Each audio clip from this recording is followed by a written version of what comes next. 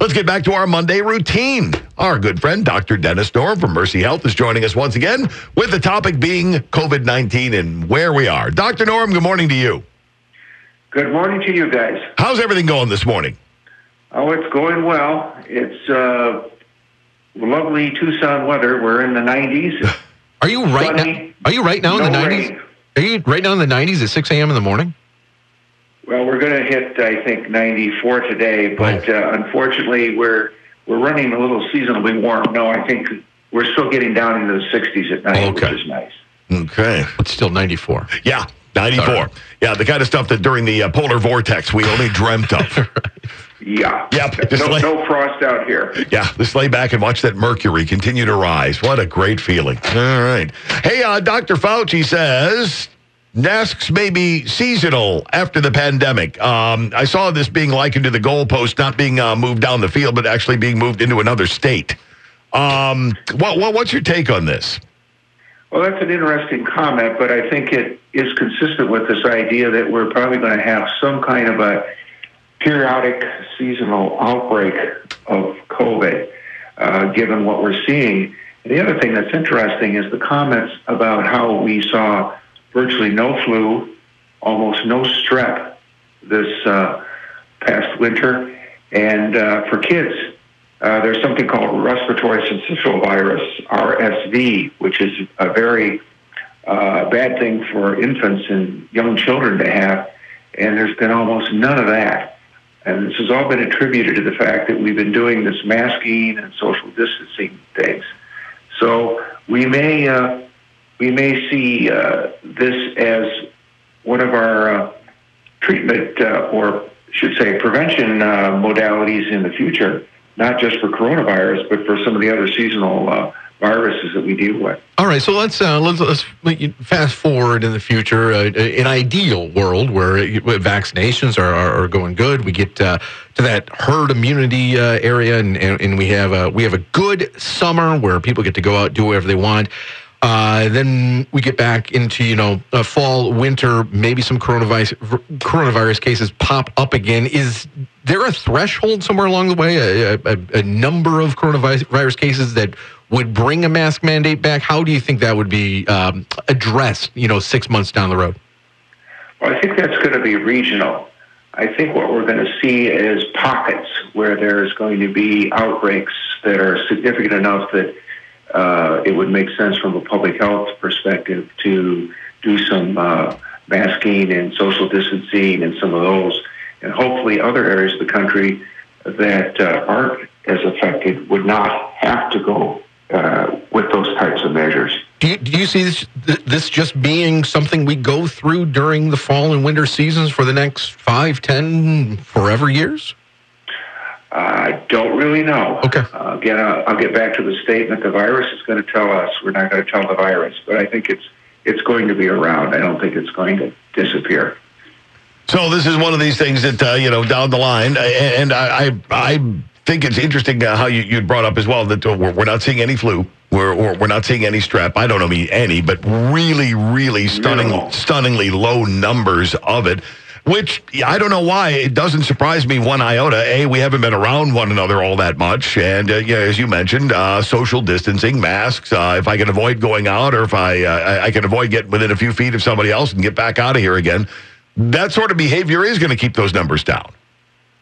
Yeah, absolutely. Although it's created, obviously, other problems, as we've talked about, especially lack of socialization, depression, those types of things, increased drug use. So there's an upside and a downside, as it often is the case. This is another one where I'm asking you to, predict what the national feeling is going to be. But will masking and social distancing be maybe a flu preventative measure coming up in the next couple of years? It certainly could be if people are willing to participate in that. Unfortunately, I think all of us have got to the point where we like to get rid of those darn masks. Yep. We're sick and tired of them. And there's more evidence that's come out saying that double masking is even much more effective. But it's hard enough to get any of us to wear one, let alone two. Yeah, the idea of putting on two and, then but waiting a week or so to pray, a third mask. Oh, it makes sense. I'm sure two are better than one. I'm sure five are better than two. Right. Ooh, how many you want me to wear? Yeah. Yeah, I don't see myself going in that direction. We have another comment I'd like you to give your thought on here. Let's see. Emeritus Professor of Bacteriology in the UK is predicting COVID-19 could be eradicated in Britain by wintertime because of the success of their vaccine rollout. Hugh Pennington is his name. Quote, I don't see any reason why we should need to go to a lockdown again. Now we're getting close to China and Taiwan and effectively eradicating it within our own territory. A total of 1,770 new cases of COVID recorded in the UK on Sunday, with the week's total of 14,659, down by 4.3% compared to the previous week.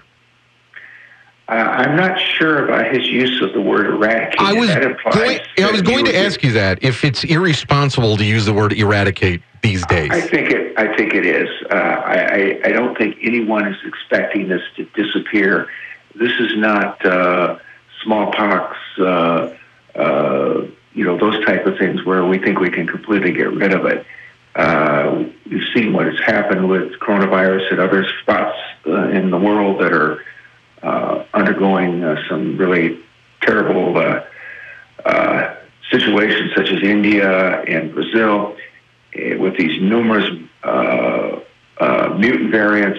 I don't think eradicate is a proper word. I think what he's wanted to say is to have it under good control, as we probably will in the United States, that we can get to the point where we can, at least for now, eliminate a lot of the measures of the social distancing, masking, limiting large group gatherings, those type of things. Yeah, so I think... He mentions that he believes the virus could become more like the flu. Quote, by this next winter, COVID could be about the same problem as an average flu season. We can cope with it like the flu. I think we will see COVID off in the UK. In fact, COVID vaccines are more effective than flu vaccines, so flu may even turn out to be more of a problem in the future. We may not even need booster jabs in autumn. Why don't we wait and see, is his quote. Yeah, I think that's a better characterization of what will happen, not eradication. And I hope that we do see better flu vaccines down the road. There's certainly hope that this messenger RNA technology will make the flu vaccine more effective.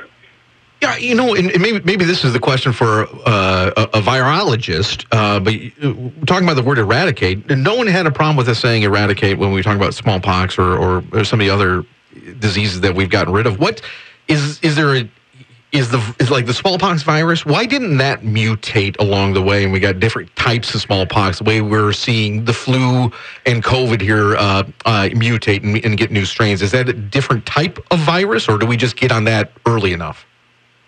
Yes, that's a different type of virus, and there's something unique about it. And unfortunately, not being a virologist, I can't explain that. But it was a virus that apparently didn't mutate, and the vaccines were extremely effective, so that we didn't have this problem. Whereas coronavirus, as you well know, has been around. There's hundreds of versions of coronavirus that exist. They run the gamut from common cold now to COVID-19, and it is obviously mutating a lot. So it's certainly a different animal. I'm looking at some information talking about vaccine deserts, the countries that have access, or maybe they have access, but they haven't taken advantage of, no vaccines sitting around at all. And, India is one of those countries that is just, the problems going on down there are monumental. Yeah, it's unfortunate because India has the capacity to really produce more vaccine than any country in the world. And because of numerous factors, including the fact that early on we didn't see much COVID-19 in India. In fact, a month ago there was a good article about the largest slum in Mumbai, if I pronounced it right. It was about 1 million people, nobody vaccinated. They were having 200 cases a week. And all of a sudden, the whole thing has exploded in that country, probably due to the fact that they had some kind of immunity to coronavirus previously, but with some of these new mutants, they've taken off, and it's really caught India by surprise. And as you may have read, they were actually exporting quite a bit of their immunization to other countries because they thought they didn't need it. Well, that turned around and turned out to be not a good approach. They've only vaccinated, I think, 1% of their population at that. Not good. Yeah, 1%. That's exactly what they're looking at here. 1%. Then there's other countries that have none of the vaccines whatsoever. There's apparently a dozen countries, many of them in Africa. Those last in line on the continent, along with Chad, Burkina Faso, Burundi, Eritrea, and Tanzania, with not a single dosage of the vaccine in the country, according to people on the ground there. Yes, and again, Africa was an interesting study in coronavirus because they had the same issue that early on they really saw very little COVID-19, and there are several countries they haven't seen much. The flip side of it is they have many areas of Africa where they have no testing, and it's really unclear what's going on. But I think it's clear that South Africa is struggling. They're starting to see a real uptick.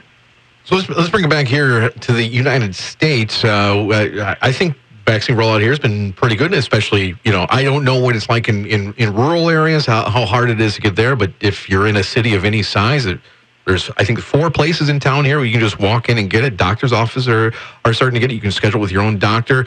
But we still hear unused vaccines going on. Is there concern that we've gotten the vaccine out there and everyone who wants one has gotten one? Is there concern that there's a lot out there that's not getting it and we can't talk them into it? Absolutely. I think we're at something around 50% of our population has had one dose. I think we're about 34% fully vaccinated. And now we're seeing the demand dropping dramatically. Many of the vaccine centers are shutting down. There's walk-in availability. It's available at pharmacies, doctors' offices.